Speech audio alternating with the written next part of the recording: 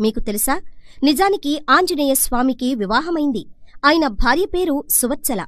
అయితే హనుమంతుడు అనుకోకుండా కొన్ని కారణాల వల్ల ఆమెను వివాహం చేసుకోవాల్సి వచ్చిందట. దీని వెనుకున్న అసలు కథేంటో ఇప్పుడు తెలుసుకుందాం. హనుమంతుడు సూర్య భగవానుని గురువుగా చేసుకుని ఆయన వద్దే అనేక విద్యలను అభ్యసించాడు.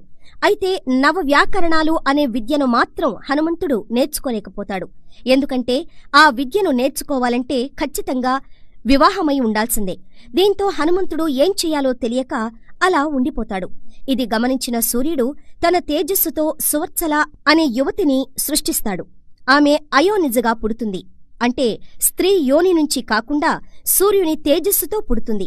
దీంతో ఆమె సూర్యుని కుమార్తెగా ఉంటుంది. ఈ క్రమంలో సువత్సలను పెళ్లి చేసుకోవాలని సూర్యుడు హనుమంతుణ్ణి కోరుతాడు. అయితే బ్రహ్మచారిగా ఉండాలన్న తన కోరికకు అది ఆటంకం కలిగిస్తుందని ఆమెను పెళ్లి చేసుకోనంటాడు హనుమంతుడు. దీంతో సూర్యుడు గురుదక్షిణగా అయినా సువత్సలను పెళ్లి చేసుకోమంటాడు. అందుక్కూడా హనుమ అంగీకరించాడు.